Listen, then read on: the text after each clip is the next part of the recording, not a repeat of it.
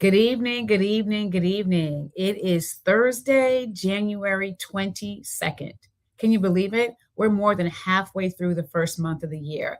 I thought last year it went by quickly. This year, if this is the way it's going by, I better buckle up and batten down my hatches. Welcome to Thursday, 5:30 p.m. Eastern Standard Time. I'm Dr. Tanji, and we're here together for another episode of Let's Talk Power Live. People ask me all the time why I talk about power, and I'm going to tell you that in a minute. But before we get started, I want to take a moment and share what I'm thankful for. I'm thankful for the opportunity to be here where I am in Massachusetts, and I'm partnering with a school district to support two of their principals that are focused on 6-8 education. 6-8 education is dear to my heart because I spent the bulk of my teaching profession when I was in the classroom at the six through eight grade band. And I noticed something. People don't like middle school, but I love middle school. It is that place, it is that last bastion, that last area where we get to really help young people get settled before they get into high school. And so I'm thankful for the opportunity to be here working with educators in Massachusetts. What are you thankful for? Take time to be thankful.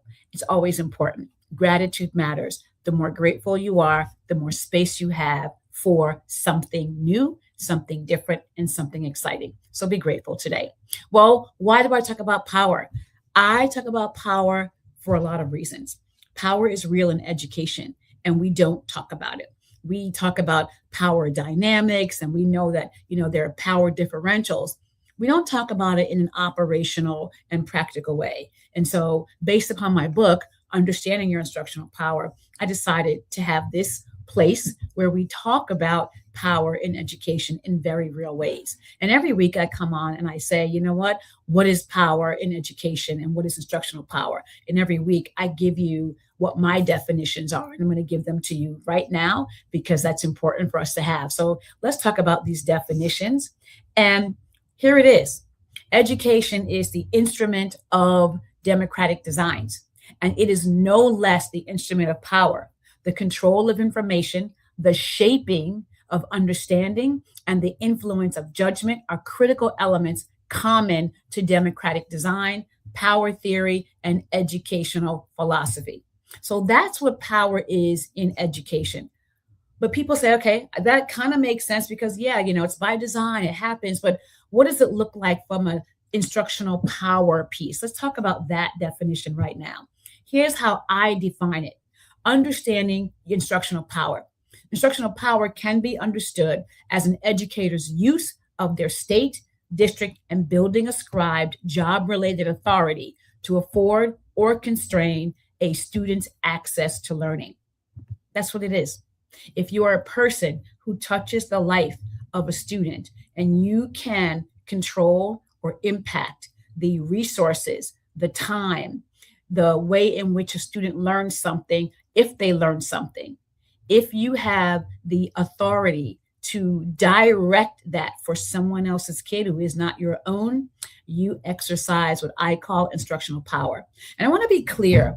Instructional power is not just what happens at the classroom level. And I am so excited for tonight's episode or tonight's conversation, because tonight we're going to focus on power and systems and leadership decisions.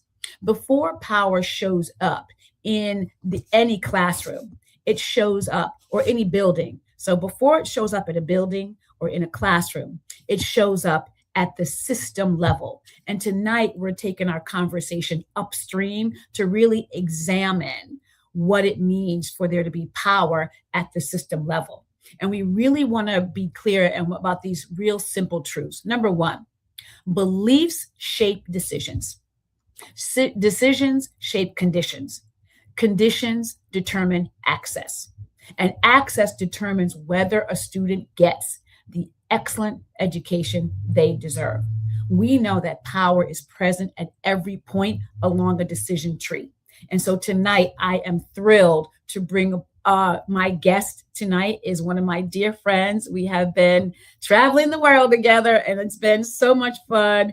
We met I don't want to say by accident because nothing's by accident, but we met because I saw her picture in an article. I was working at another organization and we were talking about equity officers. And I said, oh, she wrote a book about equity officers. Let me get a hold of her. And she was so gracious and so kind. And she took my email. I'm not sure if she's happy about that these days, but I'm going to let her talk to us tonight about leadership. This is Dr. Mary Rice-Boothe, leadership expert. She's an author, a researcher, and a consultant. So let's welcome Mary Rice-Boothe to Let's Talk Power Live this evening and bring her to the show. Dr. Rice-Boothe, hi. Tanji, so good to see you.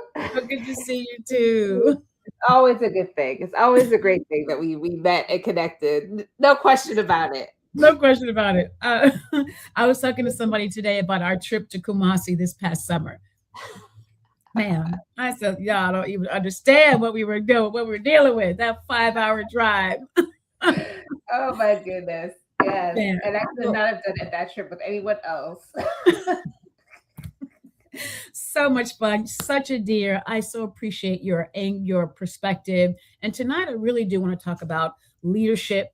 I want to talk about systems and power. You've got a book out, you've got a new book coming out. So, when we talk about power in education, there are so many levels to uncover. And we're going to talk about that tonight.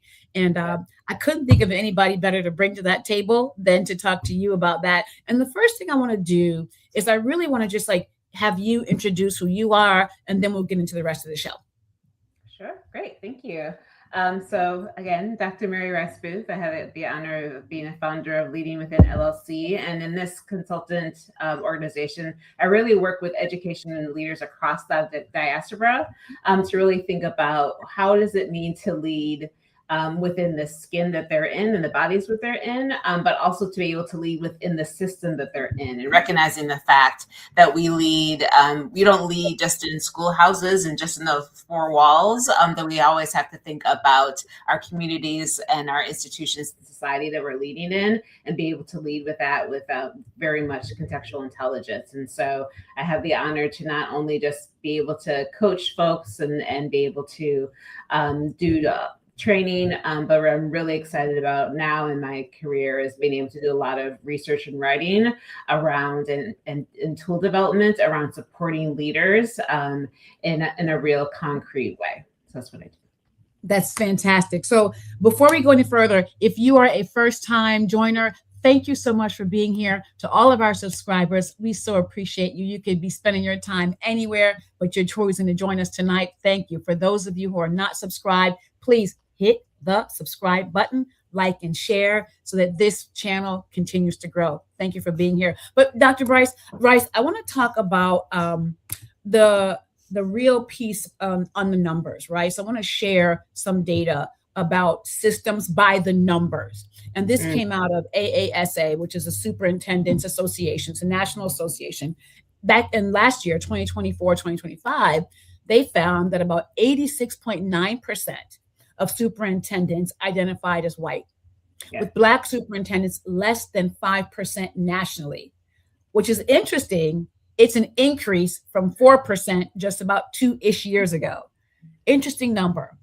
But federally, right, it says federal data came out and it said roughly 79% of principals are white, 9 to 10% are Black, 8 to 9% are Hispanic, and 3 to 4% are quote unquote, and I don't like this category, but that's how the federal government names it, right? They name it as another race.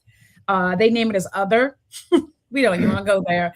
And then at the state level, Chiefs for Change really came out and they said Chiefs for Change and state educator diversity reports note that people of color remain underrepresented in top state level roles, and highlight the need for better publicly accessible diversity data in state leadership pipelines. So there really isn't even concrete enough data that's being captured. And we know that now in this climate in which we live, capturing that kind of data is going to be even worse. So as we look at those numbers, let's talk through what is significant about these numbers, given the idea of leadership systems and power development, power sort of acquisition and power disbursement. What are your thoughts on that? Right. I mean, first we need to do this data alongside our student demographics, right? So we need to be able to understand and see the fact that as our students across the country are becoming more and more diverse, our leaders are stagnant, right, or very slightly rising. So the trajectory is not even, right?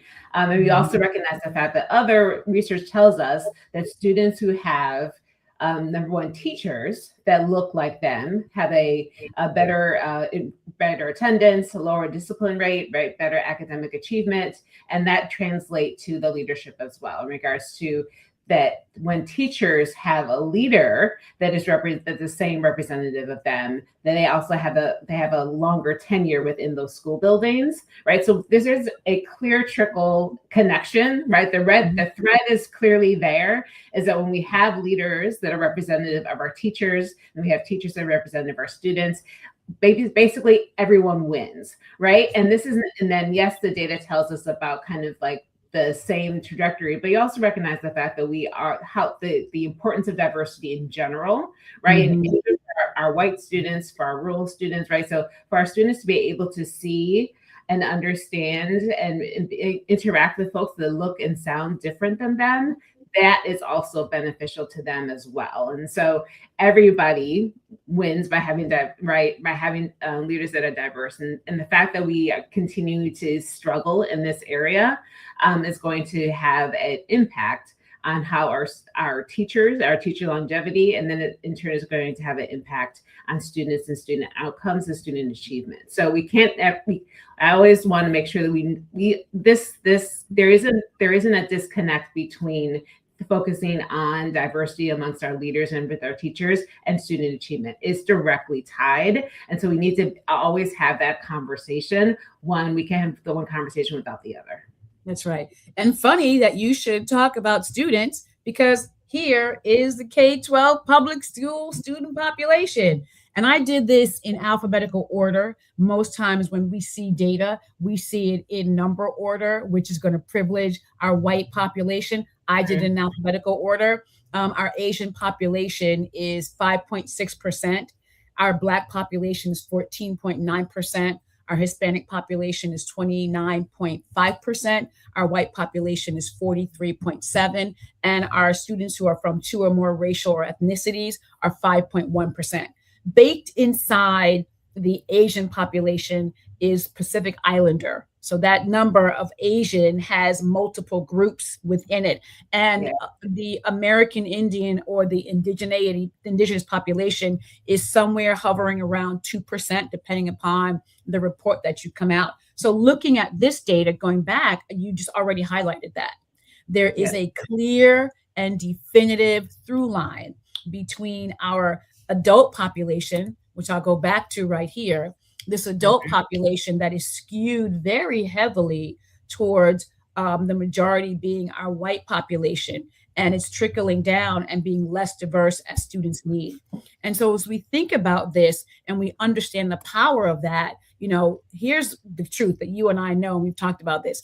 Power determines which perspectives are centered in leadership decisions. Yeah. You know what I mean? Many leaders are navigating systems that do not fully reflect the communities they serve, and then this reality about leaders, they shape how leaders interpret needs, risk, and responsibility. Yes. As we think about that, let's talk then about, I came across the book, I was packing to come here, and I had this book in my office, and it said, "What is it about me that you can't teach me?" It's an old book from I don't know, it's got to be 10, 15 years now. That's the question. If I'm a leader and I am of one ethnic group or racial group, what is such a struggle?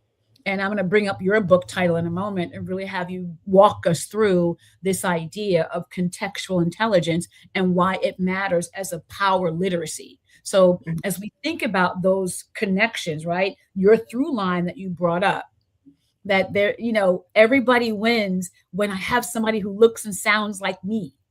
You know, what is this ongoing struggle that we're facing?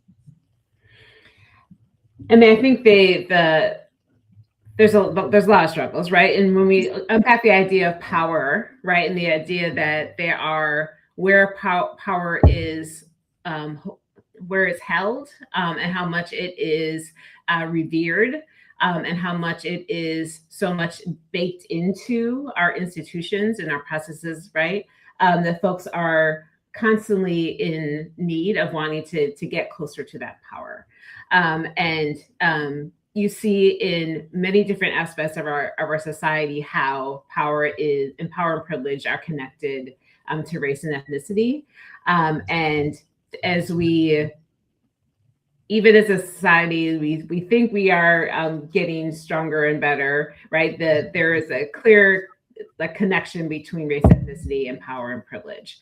And until you're able to actually have like a really honest conversation about that, and how it shows up and how people lead, how people think about other folks that are different than them, then we're having this continual cycle, right? Yeah.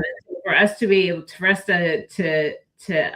act like I can be, it doesn't matter what skin a person is in, and we want to put meritocracy on top of everything else. That's not, we recognize the fact that you can't overlay that on top of the current institutions that we're currently in, right? You just can't, right? Yeah, that overlay and the idea that merit is somehow, quote unquote, and we detest this term, but colorblind. First of all, you know, you and I have laughed about this, right? The idea that people are colorblind. First of all, we know one thing to be true. Right. Color blindness is biology, and we try to make it sociology, right? Right. If your clothes match, right? If you have on all your clothes and your clothes match, you're not colorblind. Right. And for most women, and color blindness is mostly a male thing. And it's not even color, it's more like shade. So I wish people would, first of all, don't say it. Can we agree here today never to say you're colorblind? Never use the word. Can we dispense with that? We can agree to never use that terminology. We are never colorblind. It is a biology that we are forcing into sociology. And the idea that meritocracy is somehow where we are right now is just a sham. Yeah. It is clearly a sham. And so I want to really introduce this concept. And I'm so excited that you have this new idea, a new book coming out, which I'm thrilled about. You know, I love the title, right? And want to talk about contextual intelligence as power literacy. So walk us through this concept of contextual literacy, contextual intelligence as power literacy, and what you're bringing forth in your book. Yeah.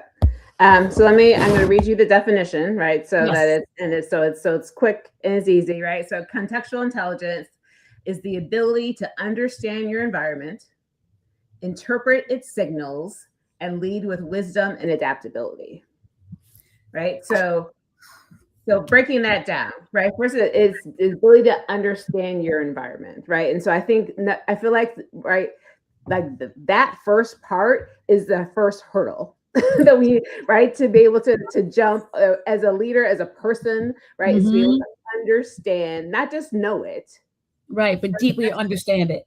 Yeah, have to have deep understanding of your environment. I think is particularly critical, right? It's particularly critical right now is to be able to kind of get out of my blinders, right, and be able to open my lens to be able to actually understand what's happening in front of me with a clear understanding. And so that's kind of the first part. So once I've been able to that, and then to be able to then interpret, like, okay, so what is actually happening, right? What is actually happening as a result of me understanding my environment. And so that's like the idea, like, so that is kind of where power lays, right? Like, so really understanding is like, who has the power in my environment?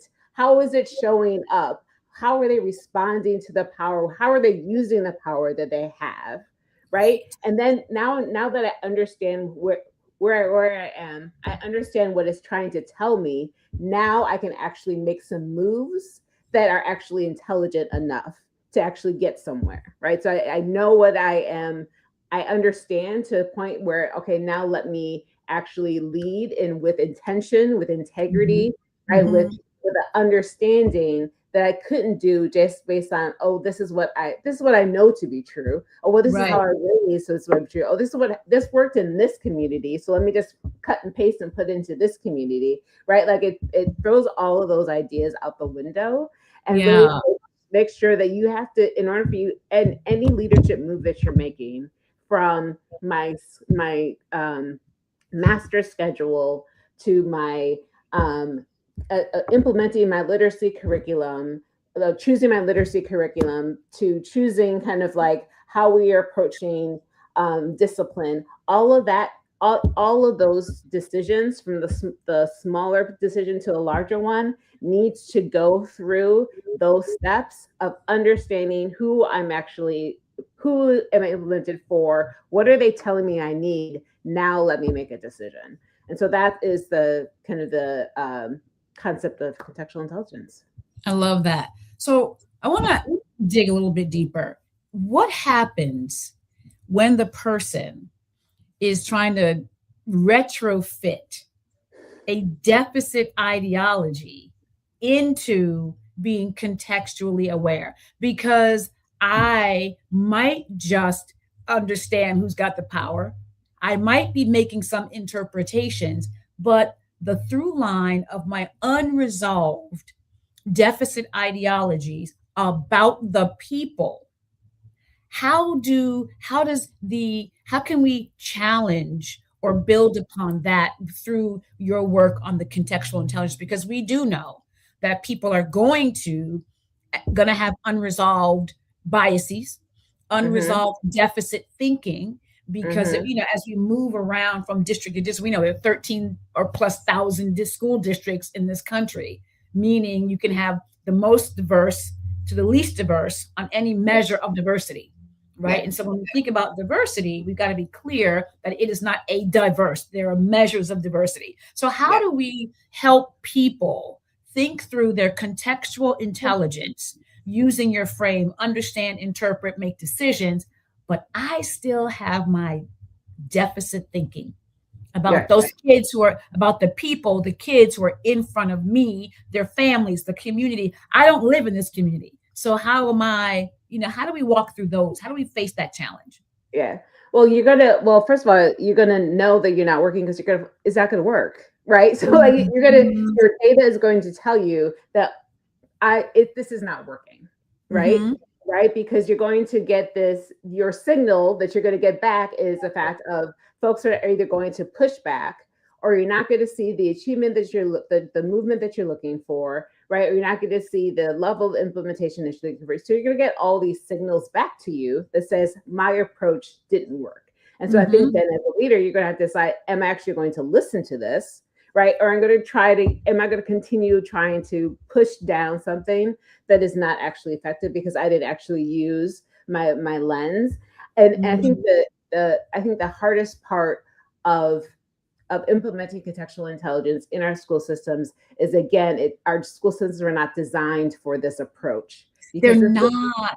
right, Yes. because this requires you to slow down. That Slow. is critical. Oh my gosh, the work that you and I both do when we talk about this kind of contextual work, the work I'm doing on building people's foundational understanding of power as an educational construct in an operational way, the first thing people want to do is give me the strategy. They Right. want a strategy, they want it turnkey, they want to just pick it up and move it to tomorrow. Right. And And they but they want move the wrong thing. to do the wrong thing, and they also want to be like, well, tell me what you did in this district so I can just Right. do it in my district. I'm like, well, actually, I can't tell you. That can't happen. That's not going to work. Whatever we did in this district, sure, there are some pieces of it I can cut and paste, but I can't take this package that I did with this district and bring it over to your district, because it's not, your district is not the same, right? And That's so I think, right. again, there's this this push and desire constantly for the silver bullet, right? This Silver bullet, right. always Always. wants this, right? And I don't know when we're going to stop. ourselves and to say there is no silver bullet. No, Right. like there Stop. is none. There's That's none. right. There is none. And we have to be able to actually take the time to know who that we are working with. And That's if you can, if you're constantly trying to push something that has been done somewhere else, we're going to get what we're getting right now. And what we're getting right. right now is we're getting students who don't know how to read, who are struggling in math, and are turned off by school That's because right. we're not actually responding to what they need. That's right. I was just thinking as you were saying that there's no silver bullet.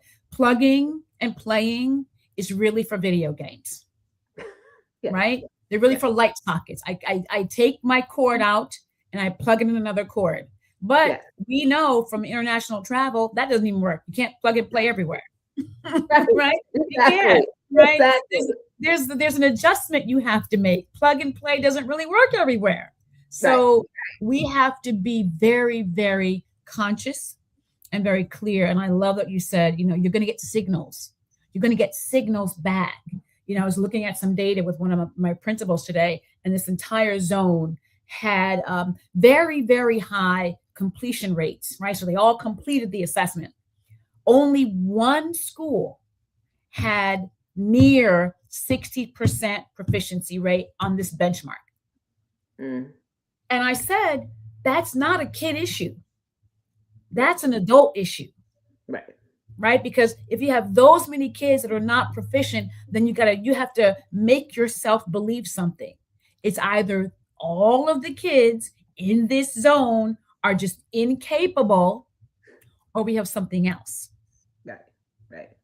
And your contextual intelligence forces us to consider how to get to the something else, right? Mm-hmm. How to really, like you said, slow it down, right? And really think through what it is we are talking about. So I want to move to some power ideas to share with you as we think about power moves for system development. I want to think about this one position, right? When we think through this, shape conditions with authority, leverage position to legitimize access, agency, and learning-centered work. Your thoughts? Yeah. I mean, I think this is the key aspect of leadership is understanding what you are, where you are, and how you are in relationship to other people. Yeah.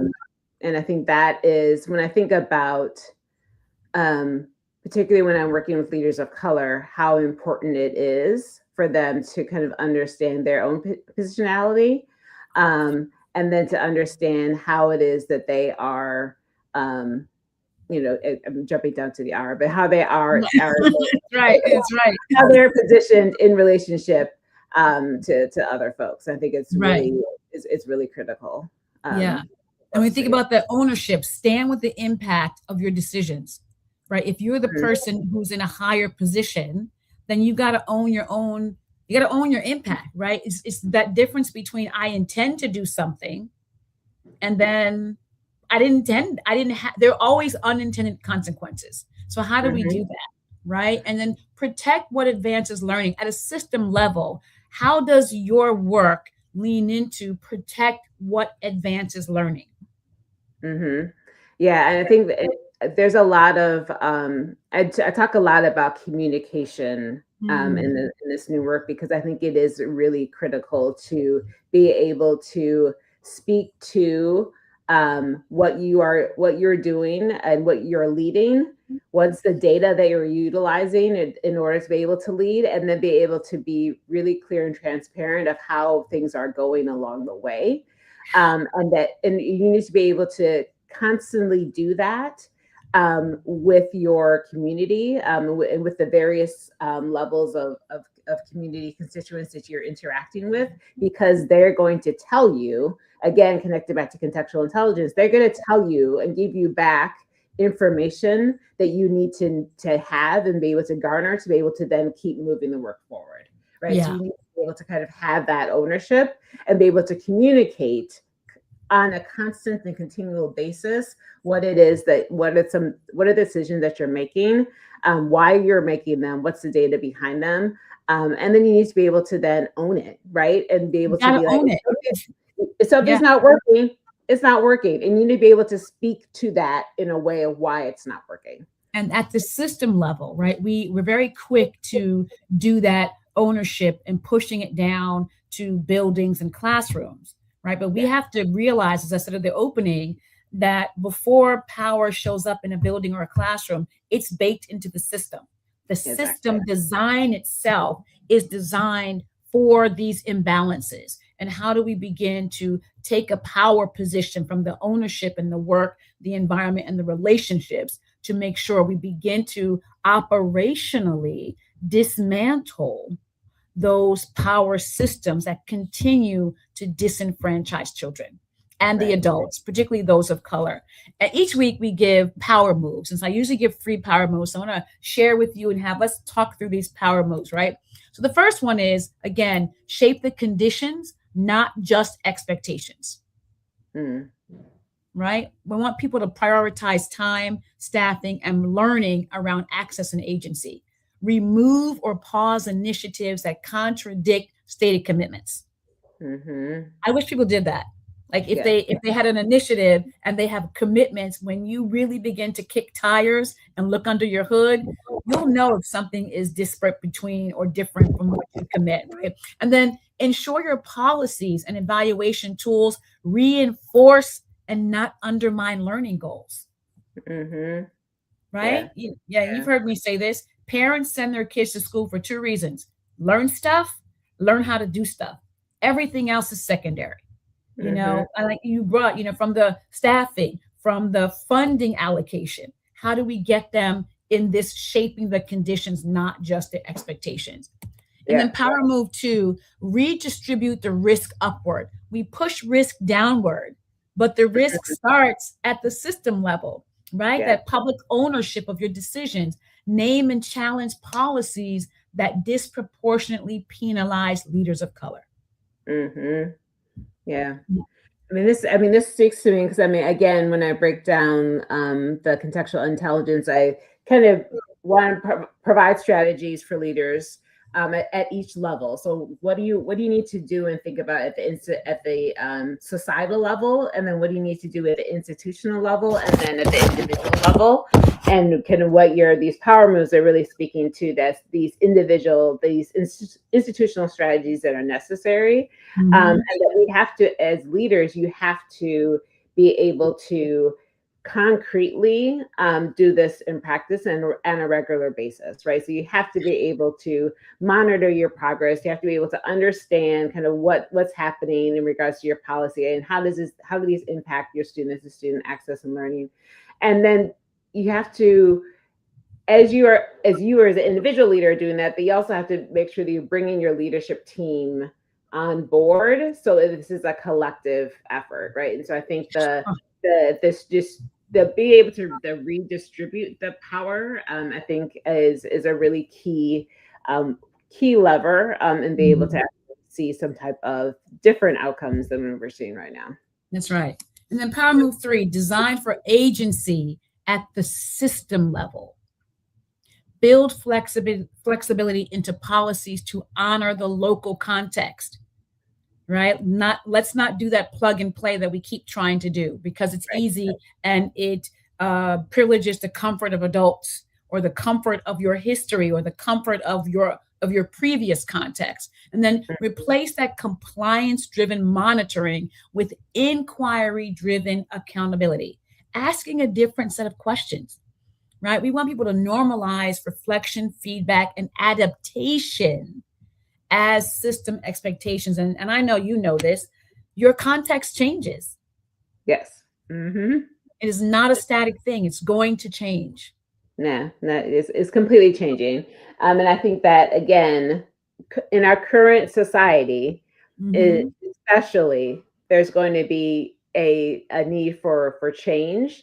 And I think the challenge right now that I would give to leaders is that sometimes when things change so often, we Yeah. just kind of like we become numb, right? Yes, we do. Yes, we do. Right, and we just kind of like absorb everything, and then we're not reacting, right? And I say this because I was in conversation with a leader recently, and just like I saw this like numbness coming on, right? And it's like this is not normal. This is Right. not.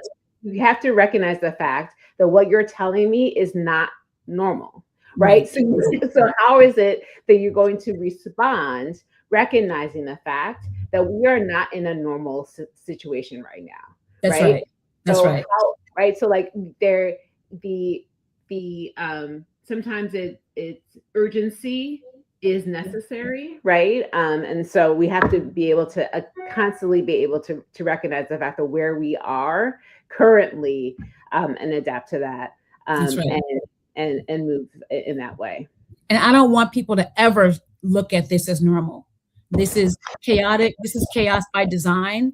Right. Because they want the design to be this way. And as we begin to wrap our time up this evening, I always give people a gem for their journey. And you've heard me talk about this is our course on instructional power. This is your foundational course. If what we've talked about tonight resonates with you and you're wanting to take your learning about power, your understanding of power, how you process power to the next level, and you want some foundational understandings, this is the course for you. Instructional Power 101. There's the QR code right there, and there's the link. Power should be used to build agency and not disenfranchise communities. And I want to make sure that everybody knows how to get your book. Dr. Rice-Boothe's book is coming out in the summer. In spring, in May. In the spring. And we will definitely have her back when that comes time. But I want us to recap. We know that individual beliefs shape whole systems. Beliefs drive leadership decisions.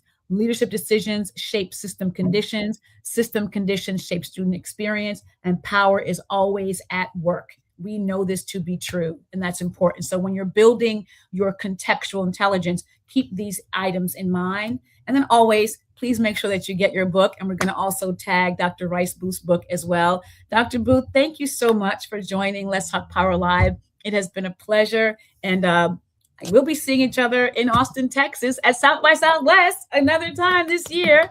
So it'll be, I know, right? I've been trying to get Laureen on, so I'm going to do an international version. So I have to be up in the middle of the night. But always a pleasure, my dear friend, and take care. And we'll see you soon. Oh, folks, remember, like, subscribe, and share. Have a good night, everybody. Good night.